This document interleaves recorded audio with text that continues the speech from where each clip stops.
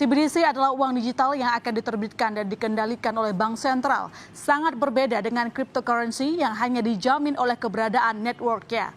CBDC ini rencananya akan diedarkan dengan perbankan juga fintech. Hal ini merespons perkembangan uang digital yang tidak bisa dihindari.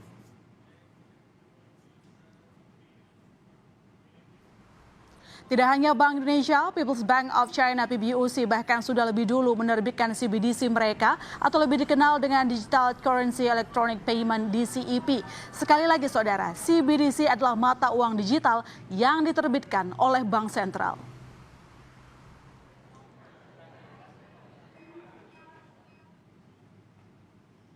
Dan untuk mengetahui lebih lanjut soal rencana Bank Indonesia menerbitkan uang digital CBDC, kita langsung tanyakan kepada Direktur Eksekutif Kepala Departemen Komunikasi Bank Indonesia, Erwin Haryono. Selamat malam Pak Erwin. Malam Ilona, sehat. Sehat Pak, semoga Bapak juga sehat selalu. Pak Erwin, ini kita berencana akan mengeluarkan uang digital CBDC. Sampai sejauh mana nih sudah detailnya? Sebetulnya sudah bertahun-tahun kita melakukan penelitian ini untuk persiapan karena detailnya sangat banyak. Ada beberapa pilihan desain, pilihan teknologi, pilihan distribusi dan sebagainya. Jadi sudah bertahun-tahun ini. Tetapi ini tidak bermaksud, BI tidak bermaksud untuk mengatakan segera kita akan menerbitkan CBDC. Tapi persiapan-persiapan ke arah sana sudah dilakukan.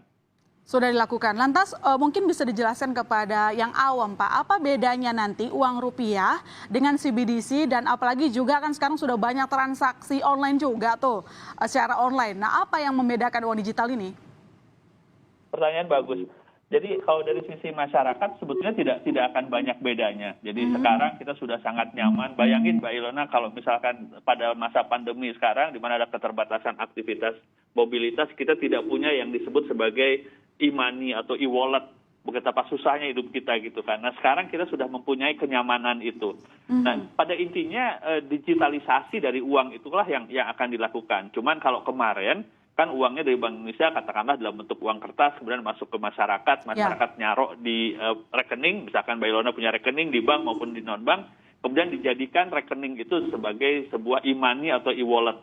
Nah pada saat nanti ada CBDC yang mengeluarkan nanti Bank Indonesia, tapi dari sisi masyarakat sebetulnya sama saja. Mereka akan tetap mempunyai kenyamanan, keamanan, kepercayaan yang sama gitu. Artinya spesialisasinya di mana Pak kalau sama saja? Kalau jadi begini, mungkin saya harus jelaskan konteksnya yang sekarang. Jadi sejak 2019 Bank Indonesia sangat aktif mendorong digitalisasi ekonomi dan keuangan khususnya melalui sistem pembayaran. Kita dorong dengan KRIS, kalau pernah dengar KRIS, kita juga bikin infrastruktur yang sangat banyak, kita bikin standarisasi dan sebagainya. Dan to some extent itu sudah sangat berhasil. Sekarang kalau kita lihat statistik dari e-money misalkan itu berkembang sangat cepat bahkan pada saat pandemi gitu. Nah, tetapi untuk mengantisipasi digitalisasi yang berkembang lebih lanjut, maka kami siapkan juga yang disebut sebagai CBDC tadi itu. Tetapi sekarang Bank Indonesia masih akan berkonsentrasi kepada implementasi dari yang kami sebut sebagai blueprint sistem pembayaran 2025 yang sudah cukup lengkap sebetulnya. Nah, tetapi nanti apabila dorongan semacam itu semakin kuat dan karena itu membutuhkan teknologi, membutuhkan desain yang sangat detail, kita sudah siap gitu. Oke, lantas kapan nih rencana pastinya Pak? Karena kan tadi katanya sudah bertahun-tahun didiskusikan di Bank Sentral, lalu kemudian mungkin bisa disebutkan siapa saja nanti yang bisa memiliki uang digital ini? Kapannya saya belum bisa bilang, karena sebenarnya sekarang di bank sentral lain pun sebenarnya belum ada gitu. Yang paling agresif sebenarnya kan di PBOC di Cina gitu ya. Tapi itu pun baru sebatas eksperimentasi sebetulnya, dia belum menjadi substitut daripada uang yang lama gitu ya. Di tempat lain bahkan belum ada. Bahkan di negara maju, misalkan kalau saya kasih contoh Swedia, misalkan Swedia itu orang sudah enggan sebetulnya menggunakan uang kertas, dia pakai e-wallet segala macam. Bahkan di dalam kondisi masyarakat semacam itu pun CBDC belum terbit. Kenapa?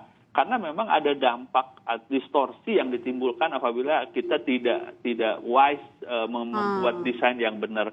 Makanya Bank Indonesia, walaupun kami menyiapkan langkah-langkah yang sifatnya technicality seperti tadi saya bilang teknologi dan sebagainya, kita juga melakukan pendalaman tentang kemungkinan dampak disruptif. Jadi kami akan sangat hati-hati menerapkan itu. Jadi sekali lagi kita akan tetap berkonsentrasi kepada upaya digitalisasi yang sekarang dalam kerangka yang ada, tetapi in addition to persiapan yang sekarang kita lakukan implementasinya juga kita siapkan CBDC.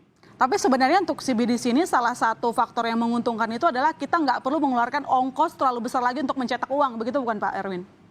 Dari sisi Bank Indonesia ya.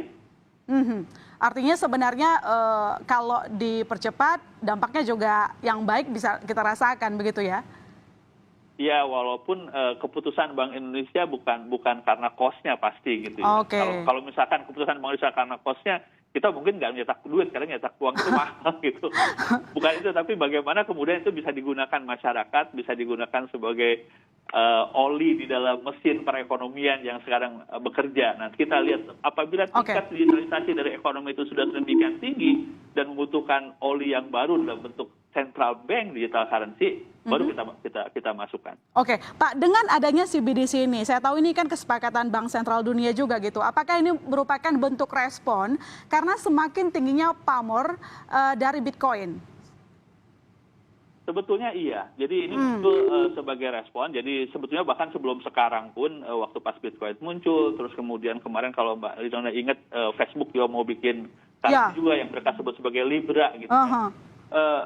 Pertanyaannya sekarang ketimbang ada lembaga lain di luar Bank Sentral yang mengeluarkan itu, kenapa nggak Bank Sentral saja kalau emang masyarakat membutuhkan itu, ya kan? Karena pada saat dia diterbitkan oleh Bank Sentral, dia punya the whole economy untuk membackup uang yang dikeluarkan. Berbeda misalkan tadi dengan Bitcoin misalkan, walaupun sekarang sangat marak sebagai alat investasi, karena dia tidak punya underlying-nya, ya dia berfluktuasi gitu. Nah makanya tepat sekali tadi pertanyaannya sebagai respons dari kemunculan cryptocurrency tadi itu.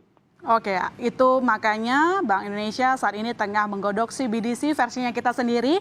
Konsepnya seperti apa? Nanti kita tunggu Pak. Yang jelas semoga ini berjalan lancar begitu. Terima kasih Pak Erwin telah bergabung di Berita Utama. Selamat malam Pak.